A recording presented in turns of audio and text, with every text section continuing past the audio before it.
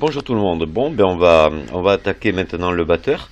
Donc là vous voyez, j'ai un joli morceau de bronze qui fait 16 mm de diamètre, donc c'est largement bon puisque nous il nous faut 11 mm.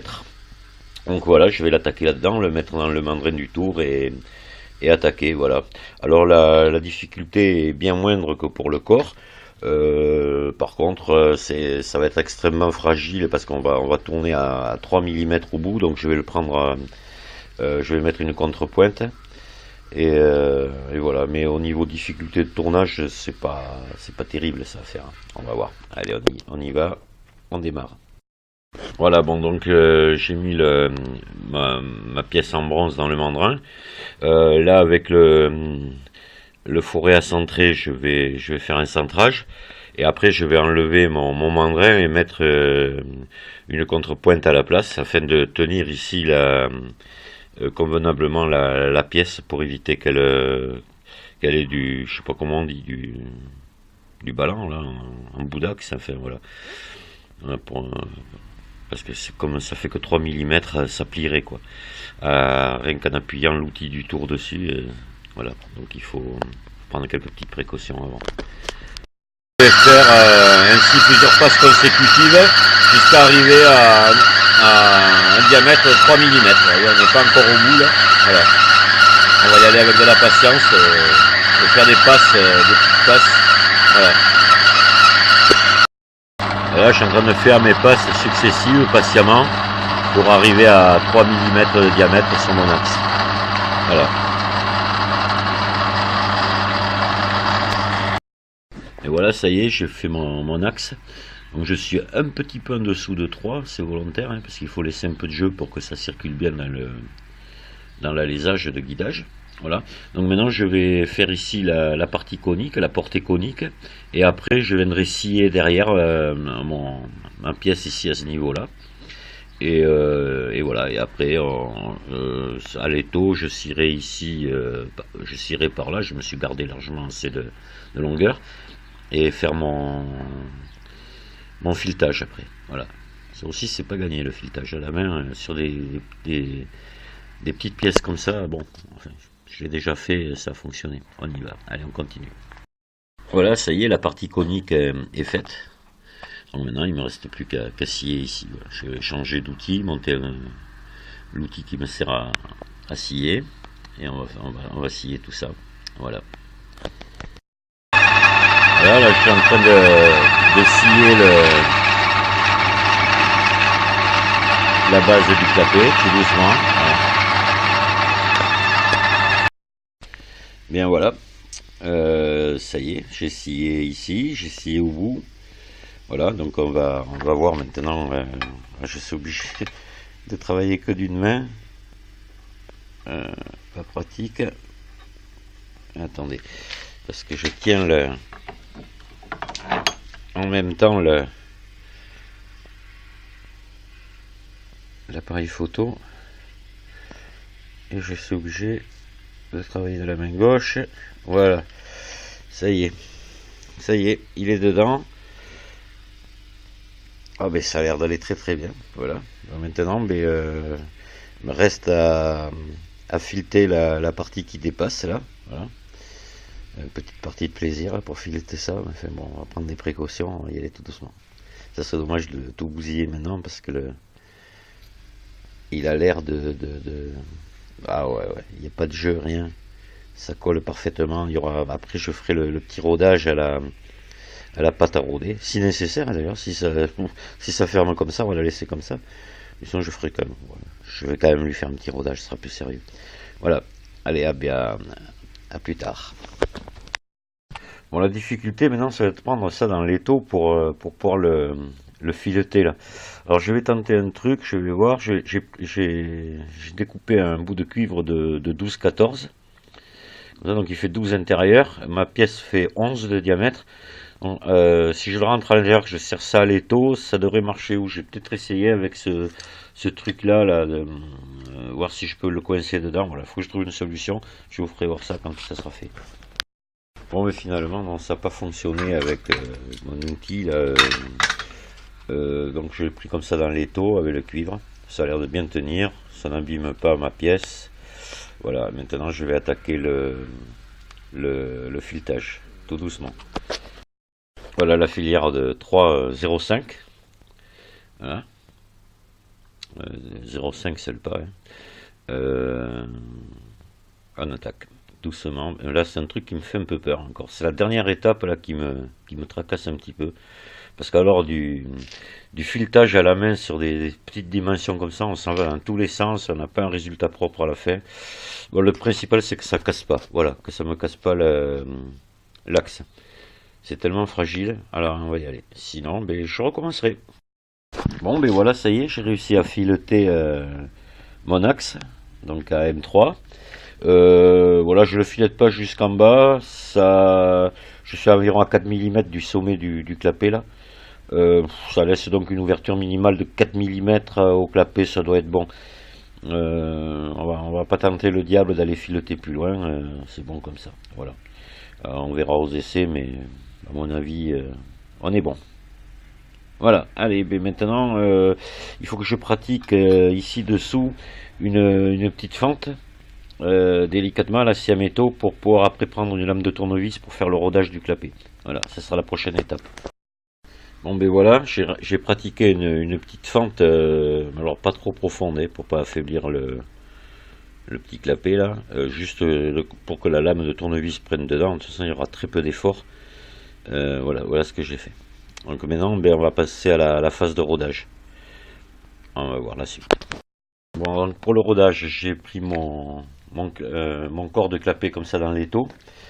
Il me faut de la pâte à rôder et ma perceuse sur laquelle j'ai mis une lame de tournevis. Je vais mettre en petite vitesse ma perceuse pour y aller tout doucement. Je vais venir appliquer de la pâte à rôder ici sur la partie conique du clapet, un petit peu, légèrement, tout le tour. Venir mettre mon clapet à l'intérieur du corps et faire tourner un peu dans un sens, un peu dans l'autre. Je vais tourner par exemple 1 minute à droite, 1 minute à gauche. Je vais recommencer l'opération plusieurs fois. Et après ça devrait être bon. Et ça va extrêmement vite sur les métaux tendres, c'est pas la peine de tourner pendant des heures. Et quelques minutes, ça suffit. Après de toute façon, il suffit de contrôler l'étanchéité du clapet en mettant de l'eau à l'intérieur. Il faut qu'en tournant après le clapet, il n'y ait pas du tout d'eau qui coule, quoi. Voilà, il faut qu'il soit parfaitement étanche. On peut le contrôler en soufflant aussi par derrière ici. Voilà, il faut que ça ferme. Sinon le clapet ne fonctionnera pas. Ça c'est primordial. Il faut que ce soit d'une étanchéité parfaite pour que le bélier fonctionne. Voilà. Allez, je passe au rodage. Oui, j'ai déjà fait l'essai sans rodage, il ferme déjà. Mais enfin, moi, je préfère en faire un pour assurer mon coup. Bon, et bien voilà, ça y est. Alors, j'ai mis 2 écrous, là, écrou et contre-écrou. Donc voilà. Il va monter, descendre, comme ça, j'espère, du moins.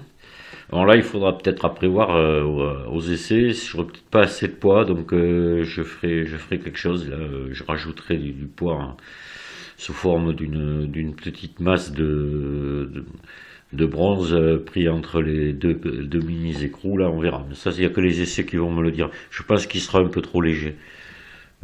Comparé à l'autre que j'ai fait, j'étais obligé de mettre un petit peu de poids dessus quand même. Alors voilà. Et maintenant, il me reste à bien mettre les 2 vis là pour le fixer. Et puis voilà, on l'essaye après. Faire un petit montage avec un bac, un bout de tuyau. Je vais essayer de trouver un raccord en 8-13 femelles là pour brancher là. Je vais sûrement faire le tuyau de batterie avec du cuivre pour laisser un petit bout de cuivre, un bidon en plastique coupé qui fera office de source. Et puis un petit tuyau de refoulement ici en 6 mm. Voilà.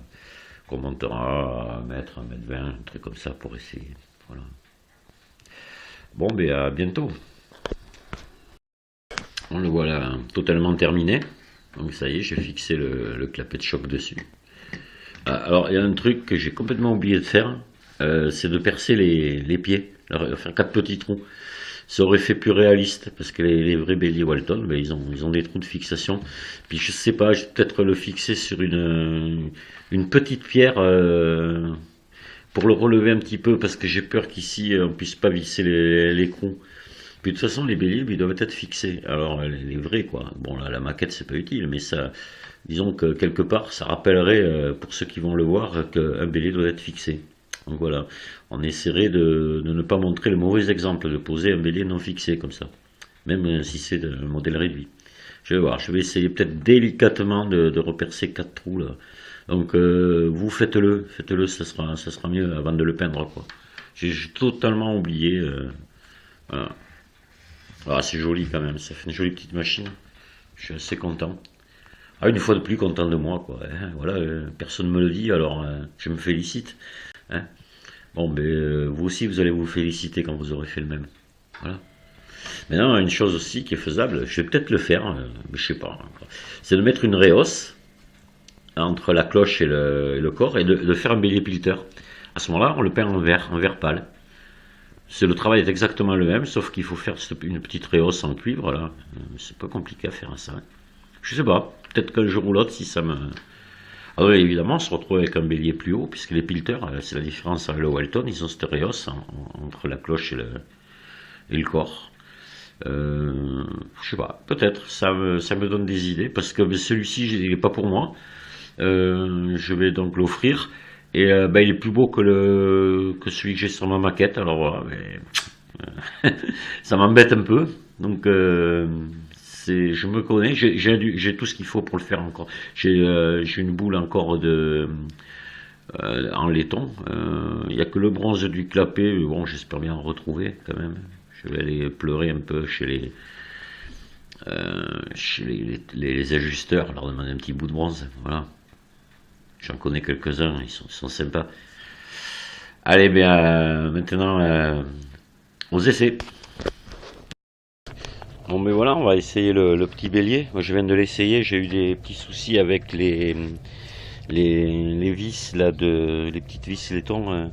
Parce que c'est pas avec elle. Tout simplement, j'ai pas assez fileté mon clapet, mon batteur. Donc il y avait trop de courses. Alors là j'ai refait un bidouillage là provisoire pour l'essayer. Je vais redémonter la tige filetée et refilter sur 2 mm de plus parce que j'avais vraiment trop de courses et le clapet ne fermait pas. Voilà, avec cette chute là, j'ai pas beaucoup de chute là. Voilà ce que j'ai fait, un bidon, un bout de cuivre, et là je remonte ici dans cet arbre à 1,20 m environ. Voilà. Donc là j'ai bloqué le clapet pour pas que l'eau s'écoule, pour qu'on le voie démarrer. Donc je vais le démarrer, j'espère qu'il va partir. Mais de toute façon je vous dis tout de suite, il fonctionne. Voilà, c'est parti. On voit l'eau monter dans le tuyau. Voilà. On va pas tarder à la voir sortir là-haut. Voilà, ça y est, c'est parti. Petit bélier remonte de l'eau facilement. C'est merveilleux.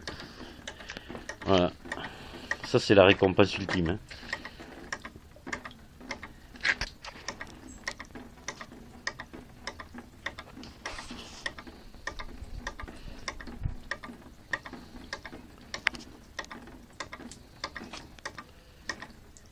Voilà, donc je vais revoir cette